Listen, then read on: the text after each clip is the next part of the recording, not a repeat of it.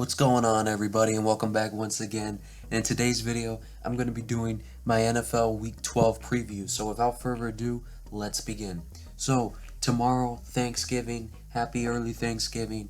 First game of the day tomorrow, as always, is being hosted by the Detroit Lions. So we got the Bills at the Lions. Bills played in the Lions Stadium as the home team just a few days ago. I think the Lions are going to come into this game giving it their all. They've won a few. This will be the first time they win 4 in a row in a long time. And if they win this game, they can cement themselves as, okay, this team is legit and they're 5-6 and they're hanging in there. So it's a very important game for them. They cannot afford to lose this game.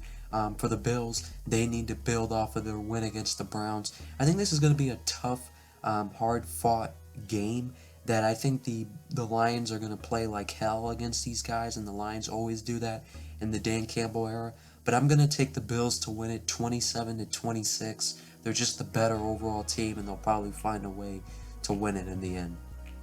Then the second game tomorrow, Giants at Cowboys, big time divisional matchup here. The winner of this game will emerge as the team that is tailing right behind the Eagles in the NFC East. The loser will kind of start to fall behind in that division and will be looking more at a wild card spot. These two teams played earlier in the year. That was when Cooper Rush was playing. The final score was 23-16, I believe. I think the Giants are not going to fold in this game, but I think the Cowboys are just better. The Giants' secondary is not very good. I think the Cowboys' receiving core and the passing attack will get going in this game for the Cowboys. I got the Cowboys 31-21. Then the final game of Thanksgiving, Patriots at the Vikings. Kirk Cousins, not very good in primetime games, as we know, but the Vikings are just a better overall team than the Patriots. However, I do believe in this Patriot team to get this win. I'm taking the Patriots 19-16. I think the Patriot defense is going to give the Vikings struggles on offense, and the Patriots offense will struggle as well, but I think they're going to do just enough. They're going to play Patriots football, defense, and special teams. I got the Patriots win at 19-16.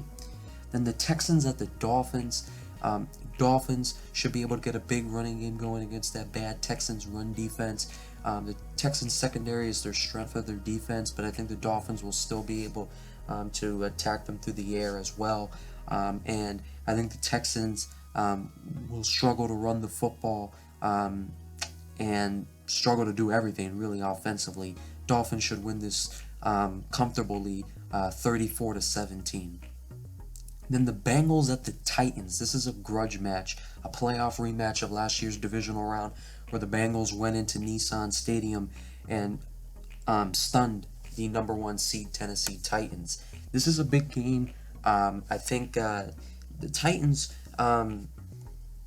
need this game in a sense of morale, but the Bengals' run defense is not very good. Derrick Henry should be able to run all over that defense. I think he's going to have well over 100 yards rushing. The Bengals' offense should also be able to run the football decently if they get Joe Mixon going. But overall, I think the Titans are the better all-around team. I got the Titans winning at 31-27. Big matchup there. Then the Broncos at the Panthers. Both of these teams' seasons are pretty much over, but the long-awaited heroic return of Sam Darnold will be coming in this game. I don't think he's going to be able to do anything better than Mayfield was already doing. I think this will be somewhat of a low-scoring game. I got the Broncos winning it 23-16. Then the Bears at the Jets. This could have been a 2021 quarterback draft class matchup here between Justin Fields and Zach Wilson. I think the Jets, looking back, really wish they would have taken Justin Fields, because Justin Fields is looking like the best quarterback from that draft class, and Zach Wilson is looking like the worst from that draft class, and they passed up on him. So, but regardless, Justin Fields will probably not be playing in this game.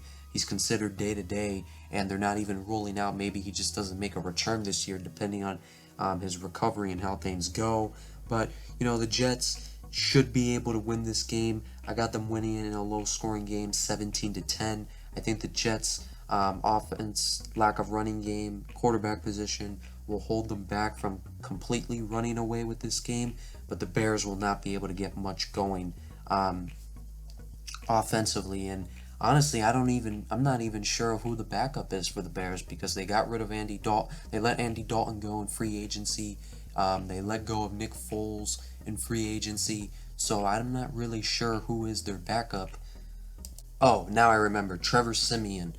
Yeah, they signed Trevor Siemian, who was on the Saints last year, and has some starting experience in the NFL back when he was with the Broncos. But, regardless, I don't think it's good for the Bears. Then Falcons at the Commanders. Obviously, I think this is a big game for both teams. The Falcons definitely need this game to be able to keep up with the Bucks. Commanders need to win this game to be able to continue to make a push for a wild card spot. I think the Commanders are going to struggle offensively in this game. I don't think they're going to be able to run the football that well. The Falcons' run defense is actually pretty solid. I think Taylor Heinicke will have to step up and make some plays in this game to Terry McLaurin and Jahan Dotson. But the good news for the Commanders is I think the Falcons will struggle as well offensively to move the ball around. So I'm going to take the Commanders in a low-scoring game, 17-16. They're the hotter team right now. I got them winning. Then the Buccaneers at the Browns. Buccaneers coming off of a bye week. I think this has a potential to be a tough game for the Bucs. It's at Cleveland, having to play up there. It's going to be cold weather. Browns defense is solid. It's kind of underperformed, though, however, this year. Browns offensively, though, their main problem is they're going to be going up against a Buccaneers run defense that is one of the best in the league, and the Browns rushing attack is their strength. So they're going to need Nick Chubb and Kareem Hunt to step up in this game if they want to win, because if Jacoby Brissett has to pass this ball 35, 40 times, they will not win this game, and they will zero in on Amari Cooper. I got the Buccaneers winning it 26-23. I think it's going to be a closer game than some expect. Then the Ravens at the Jaguars. Jaguars are coming off of a bye week. Ravens are coming off of a sluggish win versus the Panthers. I think the Jaguars, like always, will keep this a game, keep it in range. But I think the Ravens should win this game. I got them winning it 21-19. I think the Jaguars offense will have a tough time scoring against the Ravens defense. Ravens defense is starting to really come into its own finally. Then the Raiders at the Seahawks. Seahawks are coming off of a bye. So, this is obviously a game the Seahawks want to win to keep matching with the 49ers. I think that DK Metcalf will have a big game. I don't think the Raiders secondary will have an answer for him on defense. I think Kenneth Walker is going to have to get to the edge a lot, though. Running up the middle may not be the best spot for the Seahawks to attack with the running game, get to the outside, or set the edge against those weak linebackers of the Raiders. Raiders offense, Devontae Adams versus Tariq Woolen will definitely be a matchup to look out for. I got the Seahawks winning at 27-24. Seahawks have been the more efficient team this year. Then the Chargers at the Cardinals. Fun matchup here. It's uncertain if Kyler Murray will be playing, but I think if Kyler Murray does not play, the Cardinals will definitely not keep up with the Chargers offense. And if he does play, I still don't think they'll keep up. But assuming he does play, I think the Chargers will win it 38-28. Cardinals secondary sucks. I think Keenan Allen, Mike Williams, everyone on that Chargers offense will eat in that game against in the passing game. And I think the Chargers defense will at least get some close, stops here and there against the Cardinals. 38-28 Chargers. Then the Saints at the 49ers. The Saints, Andy Dalton's coming off of a big game, probably his biggest game since his Cincinnati days. But the Niners secondary is the weak spot of this defense, but the problem is I don't think the Saints are going to be able to do anything about it with Mike Thomas out. Jarvis Landry had a nice day when he returned, and Chris Olave has been promising, but I just don't think Andy Dalton will be able to get it going against that secondary. Plus, when they lean on Kamara, I think Fred Warner will be able to zero in on him out of the backfield. It's just a tough matchup for the Saints. Meanwhile, I think the 49ers offensively, they won't explode like they did against the Cardinals. I think the Saints defense is definitely better, but they will get going in this one too. I got the 49ers winning it 28-17. Then the Rams at the Chiefs. About 4 years ago, These two teams played in one of the highest scoring games in NFL history, and the only game in NFL history where both teams hit over 50 points in the game, but not the highest scoring. The Rams won that one 54-51. Both of these teams are very different right now, especially the Rams. Chiefs are different too. You can't, you gotta consider that. But obviously, Matthew Stafford will probably not be playing in this game. Cooper Kupp definitely will not be playing in this game. So it's really a dumpster fire right now for the Rams. Bryce Perkins is expected to make the start. You know, he's shown some promising stuff during the preseason of last year and this year when I've seen him play. He actually did some pretty good things, but I don't know how that's going to translate to an actual regular season game against the best team in football at Arrowhead Stadium. So, yeah, I think the Chiefs should be able to blow out the Rams in this game. I got the Chiefs winning at 35-9. Then the Packers at the Eagles, the Sunday night game. You know, this could be a trap game for the Eagles. I think the Packers can match the Eagles' physicality of their defensive line with those running backs that the Packers have.